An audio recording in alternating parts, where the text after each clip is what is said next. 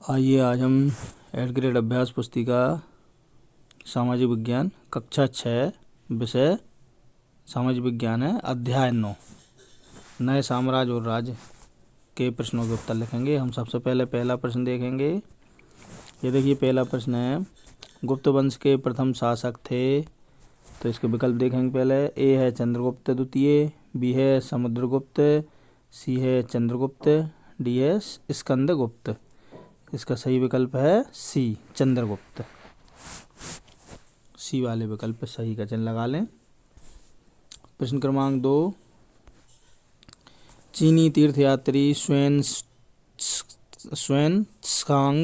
किसके शासनकाल में भारत आए थे। विकल्प देखते हैं। ए चंद्रगुप्त मौर्य, बी समुद्रगुप्त, सी हर्षवर्धन, डी पुलकेशिन। 2 तो सही उत्तर है इसका सी हर्षवर्धन। सी वाले विकल्प पर सही का चिन्ह लगा लें। तीसरा प्रश्न देखिए, पल्लव काल में नगरम शब्द किसके लिए प्रयोग में लाया जाता था।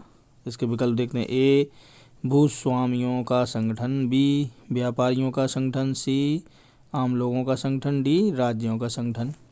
सही उत्तर है इसका बी व्यापारियों का संगठन। अगला प्रश्न है चौथा, समुद्रगुप्त प्रशस्ति में राजा की प्रशंसा निम्न में से किस प्रकार की गई है। विकल्प देखते हैं। ए राजा एक योद्धा, बी युद्धों को जीतने वाला राजा, सी विद्वान तथा एक उत्कृष्ट कवि के रूप में, डी उपरोक्त सभी।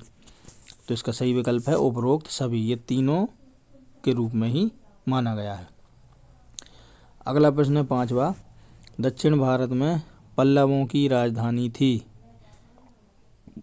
विकल्प देखते हैं। ए मदुरई, बी अमरावती, सी अरिकामेडु, डी कांचीपुरम। सही विकल्प इसका है डी कांचीपुरम। डी वाले विकल्प सही का चिन्ह लगा लें। अब देखिए रिक्त स्थानों की पूर्ति करना है हमें। तो ये प्रश्न क्रमांक 6 है, रिक्त स्थानों की पूर्ति कीजिए। इसमें ए से लेकर ई तक के रिक्त स्थान दिए हैं। तो हम पहले ए वाला देखते हैं। हर्षवर्धन के दरबारी कवि बाणभट्ट द्वारा रचित जीवनी हर्ष चरित्र है। ए वाले विकल्प में हर्ष चरित्र लिख लें। बी नंबर का है, चालुक्यों की राजधानी ऐहोल थी। बी वाले विकल्प में ऐहोल लिख लें। सी है, प्रसिद्ध नाटक अभिज्ञान शाकुंतलम दुष्यंत नामक राजा और शकुंतला नामक युवती की प्रेम कहानी है। सी वाले विकल्प में शकुंतला लिख लें। अगला प्रश्न है डी, हर्ष का अर्थ खुशी होता है। डी वाले विकल्प में खुशी भर लें, खुशी खाली स्थान में सॉरी। ई है, चालुक्यों का राज्य कृष्णा और तुंगभद्रा नदियों के बीच स्थित था। ई में 2 रिक्त स्थान है, पहले में कृष्णा और दूसरे में तुंगभद्रा लिख लें। अब हम प्रश्नोत्तर देखते हैं।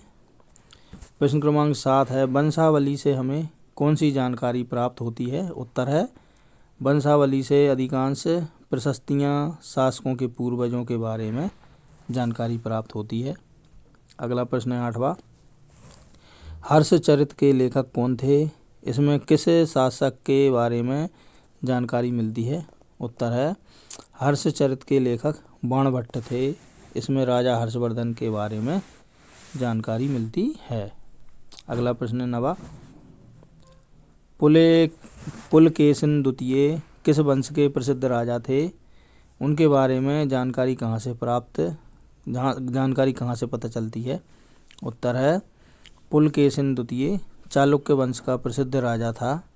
उनके बारे में जानकारी दरबारी कवि रवि कीर्ति द्वारा रचित प्रशस्ति से पता चलती है। अगला प्रश्न है 10वां, पल्लवों व चालुक्यों के राज्य किन किन क्षेत्रों में फैले हुए थे। उत्तर है, पल्लवों का राज्य उनकी राजधानी कांचीपुरम के आसपास के क्षेत्र से लेकर कावेरी नदी के डेल्टा तक फैला था, जबकि चालुक्य का राज्य कृष्णा और लुंगभड़ा नदियों के बीच स्थित था। 11वां प्रश्न देखिए, पल्लव व चालुक्य राजाओं के प्रशासन की मुख्य विशेषताएं लिखिए। उत्तर है, 1 प्रशासन युक्त प्राथमिक गांव होते थे। दूसरा, कभी कभी एक ही व्यक्ति कई पदों पर कार्य करता था। तीसरा, स्थानीय प्रशासन में प्रमुख व्यक्तियों का बहुत बोलबाला था। चौथा, नीतियाँ कुछ हद तक प्रभावशाली होती थीं। अगला प्रश्न है 12वां, इस काल की सैनिक व्यवस्था के बारे में लिखिए। उत्तर, इस काल की सैनिक व्यवस्था में सैनिकों को कोई नियमित वेतन नहीं दिया जाता था, बदले में कुछ भूमि दान दी जाती थी। दी गई भूमि से सैनिक कर वसूलते थे, जिससे वे सेना का तथा अपना खर्च चलाते थे। अगला प्रश्न देखेंगे 13, पल्लव काल में सभा से क्या आशय था? ये अपना कार्य किस प्रकार करती थी? उत्तर है, पल्लव काल में एक या अधिक ब्राह्मण या भूस्वामियों के संगठन को सभा कहते थे। ये सभाएं सड़क निर्माण, स्थानीय मंदिरों की देखरेख आदि का काम करती थीं। अगला प्रश्न 14वां प्रश्न है, पल्लवों व चालुक्यों के राज्यों को किस वंश के राजाओं द्वारा समाप्त किया गया? उत्तर है, पल्लवों व चालुक्यों के राज्यों को राष्ट्रकूट चोल वंशों के राजाओं द्वारा समाप्त कर दिया गया।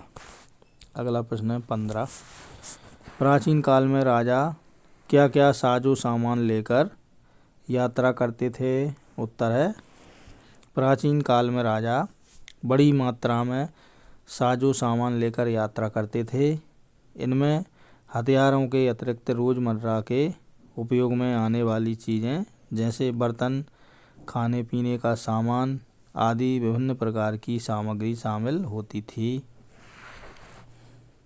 अगला प्रश्न देखते हैं हम 16वां, इस काल में जनसाधारण से संबंधित जानकारी किन साधनों से प्राप्त होती है? उत्तर है, इस काल में जनसाधारण से संबंधित जानकारी नाटकों तथा कुछ अन्य स्रोतों से मिलती थी। उदाहरण, कालिदास अपने नाटकों में राज दरबार के जीवन के चित्रण के लिए प्रसिद्ध थे। इसी के साथ हमारा ये पाठ 9 यहाँ पर समाप्त होता है, कंप्लीट होता है। यदि आपको हमारा ये वीडियो अच्छा लगा हो तो वीडियो को लाइक ज़रूर करें और कमेंट सेक्शन में जाकर आप अपने महत्वपूर्ण सुझाव हमें ज़रूर भेजें। और इसी प्रकार के वीडियो यदि आप देखना चाहते हैं तो हमारे चैनल को सब्सक्राइब ज़रूर करें। अंत में बेल आइकन को प्रेस करें ताकि आगे हम जो महत्वपूर्ण वीडियो बनाकर आपको भेजेंगे तो उनके नोटिफिकेशन आपको सही समय पर प्राप्त हो सकें और जिससे आप उन वीडियो का लाभ उठा सकें। धन्यवाद।